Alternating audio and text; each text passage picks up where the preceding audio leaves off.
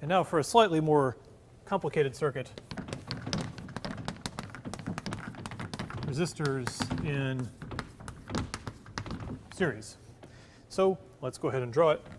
We have a battery with some EMF, and we have resistor 1 and resistor 2. And even if you know what's going to happen, this is a good way to think about properties of circuits. So, well, one thing that we know is going to happen is current's going to flow. Right? All these wires connected to a battery, current I has to flow. And the question is, how much current is going to flow?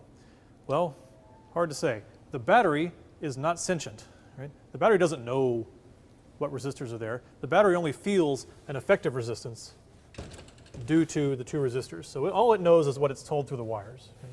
So what we know then is that we can write our first equation is that the EMF is going to equal the current that it sends times some effective resistance. And then we look at it and say, how do we start to take this apart? Well, the first thing to notice is in this kind of a circuit, when these two are in series, the same current has to flow through both of them. Okay? So same current through each resistor. And if that's the case, then delta V1, so we can start thinking about what if we measured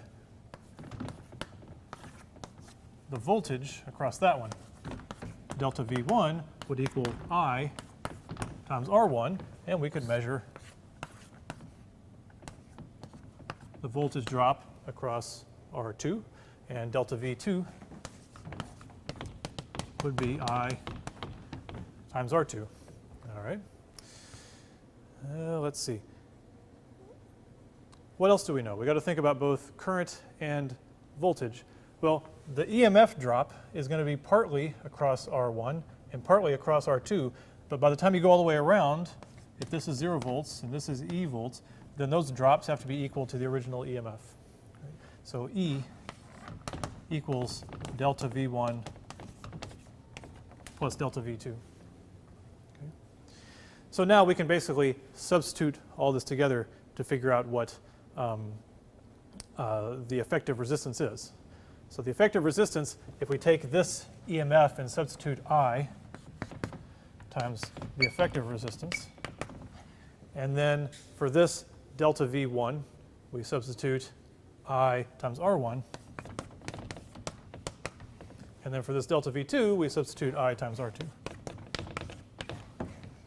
And if you do that, then the I's go away. And then you see what you know is true for resistors in series is that the effective resistance is simply the sum of R1 and R2. So R effective.